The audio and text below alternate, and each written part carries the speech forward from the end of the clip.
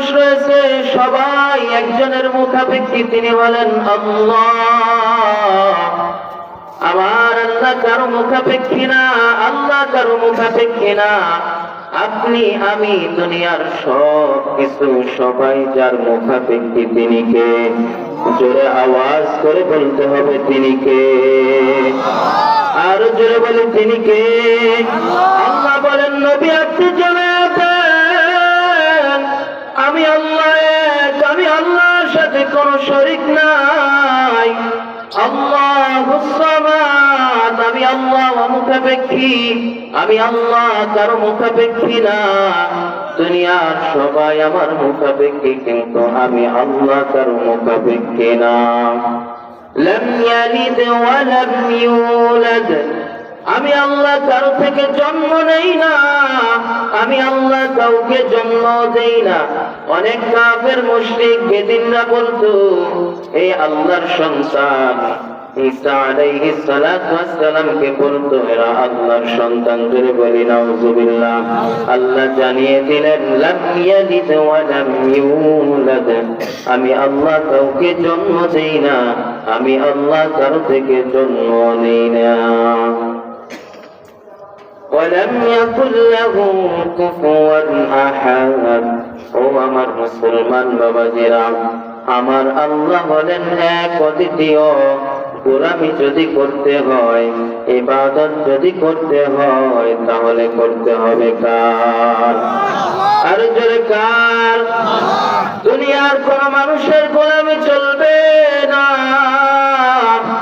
গোলামি চলবে একমাত্র আল্লাহর, যিনি আপনাকে সৃষ্টি করেছেন, আমাকে সৃষ্টি করেছেন, দুনিয়ার সব কিছু যিনি তৈরি করেছেন, যিনি হলেন এক অদ্বিতীয়। গোলামি যদি করতেই হয় একমাত্র আল্লাহ তাআলা, যিনি আপনাকে আমাকে বানিয়েছেন, আপনার আমার মালিক যিনি, রব যিনি, তিনার গোলামি করা লাগবে। কথা বলেন ঠিক কিনা? আমার মুসলমান ভাইয়েরা বাবাজিরা, হযরতে ঈসা আলাইহিস সালাতু ওয়াস সালামের জমানায় একজন জালেম শাসক ছিল বর্তমানে ইয়ামেন এবং তার আশপাশের জায়গাগুলোতে তার রাজত্ব চলত, ক্ষমতা চলত। ওই জালেম বাদশাহ দরবারে একজন বৃদ্ধ জাদুকর ছিল। ওই বৃদ্ধ জাদুকর শয়তানের কুমন্ত্র দ্বারা এবং জাদু টোনার মাধ্যমে মানুষকে ভবিষ্যতের সুসংবাদ দিত, ভবিষ্যতের সংবাদ জানাতো। আমাদের সমাজেও অনেক লোক এমন আছে যারা মানুষের হাত দেখে ভবিষ্যৎবাণী করে থাকে, আছে না নাই? আবার আমরা অতগুলা বিশ্বাস করি, হাত থেকে ভবিষ্যৎবাণী করনেওয়ালাও আছে, আবার এই কথাগুলা বিশ্বাস করনেওয়ালা মানুষও দুনিয়ার জমিনে আছে। যারা এগুলা করে এবং যারা এগুলা বিশ্বাস করে, বুঝতে হবে এদের ঈমানের ভিতরে সমস্যা রয়েছে। ঠিক কিনা কথা বলেন? ওই জাদুকর ভবিষ্যৎবাণী করত, ভবিষ্যতের সুসংবাদ দিত, সংবাদ দিত এবং বিভিন্ন সময় বাদশাকে কুপরামর্শ দিত, বুদ্ধি দিত। আর বাদশাহ ওই জাদুকরের সব কুপরামর্শ আর বুদ্ধিগুলা মেনে নিত। জাদুকরের বয়স হয়ে গিয়েছে, বয়োবৃদ্ধ হয়ে গিয়েছে। এবার সে চিন্তা করলো আমার তো বয়স হয়ে গিয়েছে, আমার বয়স হয়ে গিয়েছে, একদিন হঠাৎ করে দুনিয়া থেকে বিদায় নেওয়া লাগবে। লাগবে কি লাগবে না?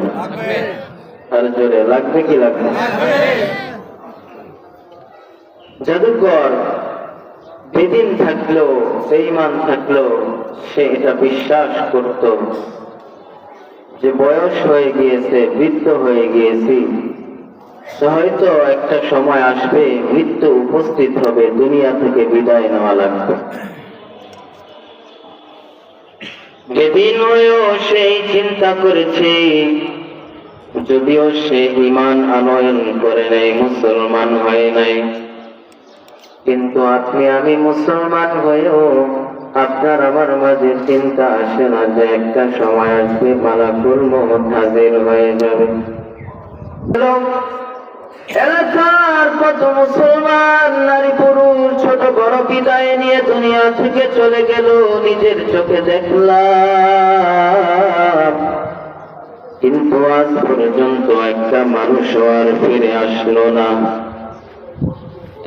দুনিয়ার মুসলমান, চক্ষু দুইটা বন্ধ করে দিয়ে একটু ভাবনা করেন, দিলটাকে নরম করে দিয়ে একটু ভাবেন, এই আমার সামনে আমার বাবা চলে গেল, আমার সামনে আমার মা গেল, কত আপনজন দুনিয়া থেকে বিদায় নিয়ে গেল। ওই যে মসজিদের খাটিয়া, এই খাটিয়ার মধ্যে শোয়া কত মানুষ দুনিয়া থেকে চলে গেল। মনে করেন আপনার মৃত্যু হয়ে গিয়েছে, আপনি মসজিদের মাইকে এলান হয়ে গিয়েছে আপনার মৃত্যু হয়ে গিয়েছে। কেউ চলে গেছে মসজিদের খাটিয়া আনার জন্য, আপনার কত আপনজন চলে গেছে কাফনের কাপড়টা কেনার জন্য, আপনার কোন আপনজন চলে গেছে আপনার জন্য পাশ কাটার জন্য, আপনার কিছু আপনজন চলে গেছে আপনার চিরস্থায়ী ঘর কবর তৈরি করার জন্য। এর মুসলমান, দিলটাকে নরম করে দিয়ে একটু ভাবেন, আপনার মৃত্যু হয়ে গিয়েছে, আপনি দুনিয়াতে বেঁচে না, আপনার সন্তানগুলো আপনার জন্য হাউমাউ করে কান্না করবে, আপনার সন্তান ডাক দিবে কান্না করবে, বাবা চক্ষু খোলো, ও বাবা কেন কথা বলো না, আপনার স্ত্রী কান্না করবে, আপনার মা কান্না করবে, আপনার বাবা কান্না করবে, আপনার আপনজনরা আপনার জন্য চোখের পানি ছেড়ে কাঁদবে। যতই কান্না করো, যতই কান্না করো, সব আপনজনরা বলবে আব্দুর রহিমের লাশটা তাড়াতাড়ি দাফন করার ব্যবস্থা করো। সবাই বলবে এ আব্দুল করিমের লাশটা কবরে নিয়ে যাওয়ার ব্যবস্থা করো, লাশ উপরে বেশি সময় রাখতে নাই। আপনার সব আপনজনরা মিলে আপনাকে তাড়াতাড়ি কবরে শুয়ে দেওয়ার জন্য চিন্তায় পেরেশান হয়ে যাবে। একদিক দিয়ে চোখের পানি ছেড়ে কাঁদবে, অন্যদিকে আপনার চিরস্থায়ী ঘর কবরে নিয়ে যাওয়ার জন্য সব প্রস্তুতি সেরে ফেলবে। আপনাকে বড়ই পাতা আর গরম পানি দিয়ে গোসল দিয়ে দিল। এবার ওই মসজিদের খাটিয়ার উপরে শোয়াইয়া সাদা কাপড় পেছাইয়া দিল আর বুঝাইয়া দিল এই দেহ আর জমিনে চলবে না। সাদা কাপড়ে পেছাইয়া দিল, মাথার মাঝে একটা বান দিয়ে দিল, মাথার মাঝে বানটা দিয়ে বুঝিয়ে দিল এই মাথা এই বেরেন দুনিয়াতে কত কাজে আসতো, দুনিয়ায় এই বেরেন দিয়ে কত কিছু তৈরি করেছে। আজকে আপনার মৃত্যুর পরে মাথার মাঝে বান দিয়ে বুঝিয়ে দিল তোমার এই বেরেন দুনিয়ার জমিনে আর কোনো কাজ করবে না, তোমার এই বেরেন তোমার এই মাথা দুনিয়ায় আর চলবে না। কবরের মধ্যে একটা বাঁধ দিবে, কবরের বানটা দিয়ে বুঝিয়ে দিল এ তুমি এই কবরের শক্তি দিয়া দুনিয়াতে কত কাজ করেছো, আজকে বান দিয়ে বুঝিয়ে দিল তোমার এই শক্তিশালী কবরটা দুনিয়াতে আর চলবে না।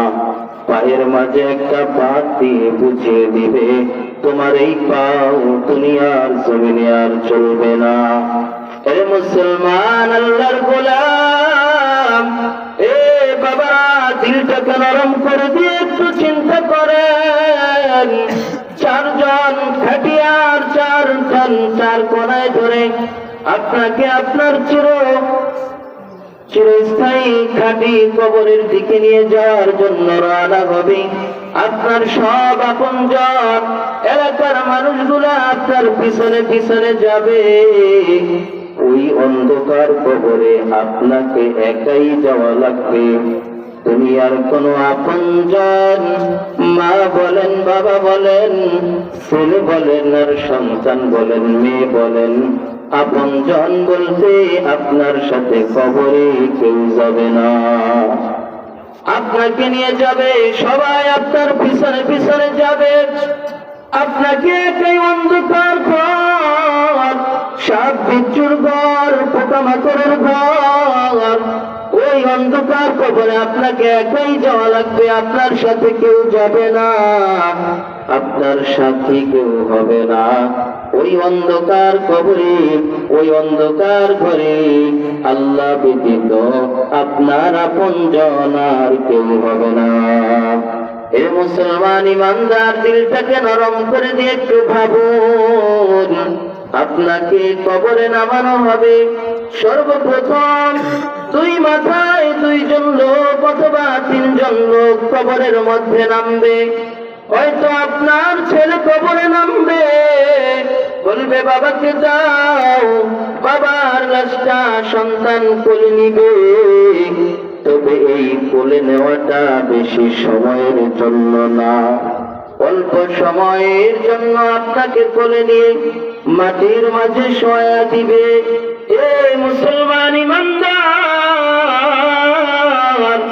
দুনিয়ায় থাকতে আপনি বিছানা ছাড়া ঘুমাইতে পারতেন না, তোষক ছাড়া, বালিশ ছাড়া, জাজিম ছাড়া, আরামদায়ক বিছানা ছাড়া ঘুম হইত না। আজকে ওই মাটির মাঝে আপনাকে আপনার সন্তান অথবা আপনার আপনজন শোয়া দিবে। শোয়ানোর পরে কবরের উপরে আপনাকে পাশের ছাউনি দেওয়া শুরু করবে। এ মুসলমান ইমানদার, দিলটা নরম করে দিয়ে একটু ভাবো। দুনিয়ার জীবন শেষ, কবরে দাফন করে দিল। কয়েক মন মাটি চাপা দিয়ে সব মানুষগুলা বাড়িতে চলে আসলো। এই সবাই বাড়িতে আসার পর আলোর মধ্যে থাকলো, সবাই আলোর মধ্যে। কিন্তু ওই 3.5 হাত মাটির ঘরের মধ্যে কোনো আলো নাই। ওই 3.5 হাত মাটির মধ্যে কোনো আলো নাই, বাতাস নাই। এ মুসলমান, ওই কবরে কিভাবে আলোর ব্যবস্থা করা লাগবে, ওই কবরে কিভাবে বাতাসের ব্যবস্থা করা লাগবে। ও মুসলমান, সব আপনজন মাটি চাপা দিয়ে চলে আসবে, কেউ সাথে যাবে না, কেউ যাবে না। আপনাকে কবরে একাই যেতে হবে। এ সময় থাকতে, হায়াত থাকতে কবরের সামানা, কবরের পাতিটা আপনাকে তৈরি করে কবরে নিয়ে যাওয়া লাগবে। রে মুসলমান, এই মুসলমান, দিলটাকে নরম করে দিয়ে একটু ভাবুন। আজকে আপনি কি করতেছেন, কোথায় যাইতেছেন, কি করতেছেন? একদিন কিন্তু মৌত আপনার কাছে উপস্থিত হয়ে যাবে। মালাকুল মৌত আপনার দরবারে হাজির হয়ে যাবে।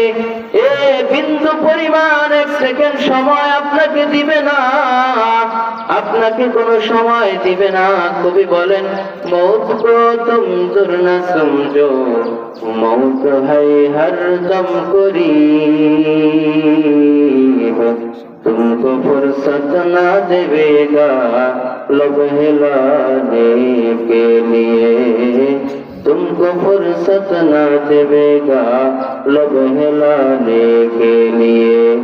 এরে মুসলমান ইমানদার, তুমি মনে করতেছ বৃদ্ধ হইবা, 60 বছর 70 বছর বয়স হইলে তারপরে মরবা। না না না, তুমি কি দেখো না তোমার চোখের সামনে 10 বছরের বালক দুনিয়া থেকে বিদায় নেয়? তুমি চোখের সামনে 15 বছর 16 বছরের বালক দুনিয়া থেকে বিদায় নেয়। তুমি কি দেখো না 60 বছর 70 বছরের বালক দুনিয়া থেকে বিদায় নেয়? নেয় কি নেয় না? জোরে বলেন, আরো জোরে বলেন, নেয় কি নেয় না? তুমি কি মনে করতেছ? তুমি কিভাবে চলতেছ? তোমার কোনো চিন্তা নাই। একদিন যে ওই মাটির কবরে, মাটির ঘরে তোমাকে যাওয়া লাগবে, তোমার কোনো চিন্তা নাই।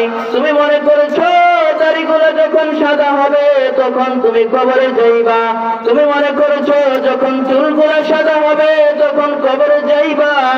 না না না, যে কোনো সময় তোমার দরবারে তোমার মালাকুল মউত উপস্থিত হয়ে যেতে পারে রে মুসলমান। এজন্য সময় থাকতে মউতের চিন্তা করা লাগবে, সময় থাকতে মৃত্যুর প্রস্তুতি নেওয়া লাগবে। ওই যে জালিম বাদশার দরবারে জাদুকর ছিল, জাদুকর চিন্তা করলো বয়স হয়ে গিয়েছে, যে কোনো সময় দুনিয়া থেকে বিদায় নেওয়া লাগবে। আমি যেই জাদুবিদ্যা অর্জন করেছি, যেই জাদুবিদ্যা আমি শিখেছি, এই জাদুবিদ্যা যদি কাউকে শিখিয়ে না দিয়ে যাই তাহলে আমার এই জাদুবিদ্যা কোনো কাজে আসবে না। এজন্য একজনকে আমার এই জাদুবিদ্যাটা শিখিয়ে দেওয়া লাগবে। চলে গেলেন বাদশার কাছে, বাদশা মহোদয় আমাকে একজন মেধাবী বালক দেন, যুবক দেন, যাকে আমি আমার জাদুবিদ্যার শিক্ষাটা শিখিয়ে দিতে পারি। আমাকে একজন যুবক দেন, আমাকে একজন বালক দেন, আমি আমার জাদুবিদ্যাটা তাকে শিখিয়ে দিয়ে যাব। একজন বালক, বাদশাহ মহোদয় তাকে একজন বালক দিলেন, নাম তার আব্দুল্লাহ ইবনে তামের। তামের নামক একজন যুবককে জাদুবিদ্যা শিখিয়ে দেওয়ার জন্য তার কাছে পাঠিয়ে দিলেন। এই যুবক প্রতিদিন জাদুকরের কাছে যায় জাদুবিদ্যা শিক্ষা অর্জন করার জন্য। হঠাৎ করে যেই পথ দিয়ে যাইতেছেন কোথার থেকে যেন কিসের একটা আওয়াজ আসতেছে। বাড়ির মধ্যে ঢুকলেন, গিয়ে দেখলেন একজন আল্লাহর বান্দা, একজন বুজুর্গ মানুষ, আলেম মানুষ কি যেন নসিহত করতেছে। সমস্ত মানুষগুলা মনোযোগ সহকারে শ্রবণ করতেছে। এই বালক ওই মজলিসে বসে গেলেন, কিছু কথা শুনলেন, শোনার পর আবার উঠে রওনা করলেন জাদুবিদ্যা শিক্ষা করার জন্য। এবার হাঁটতেছে আর চিন্তা করতেছে, কি শুনলাম, কি শুনলাম, কি বললো, কথাগুলা বারবার দিলের মধ্যে চলে আসতেছে। এবার এই যুবক তার জীবন নিয়ে নতুন ভাবে ভাবনা চিন্তা আরম্ভ করে দিলেন। আমি কি শিখতেছি আর ওই আলেমের কাছে কি শুনলাম, জিকির করি লা ইলাহা ইল্লাল্লাহ,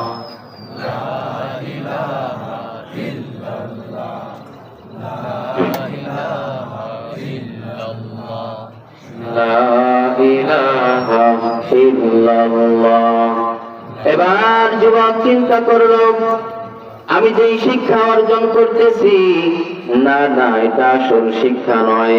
এবার আলিমের সাথে ভালো বন্ধুত্ব হয়ে গেল, সম্পর্ক হয়ে গেল। কালিমা পড়ি মুসলমান হয়ে ইসলামের ছায়াতলে চলে আসলো, বলি সুবহানাল্লাহ।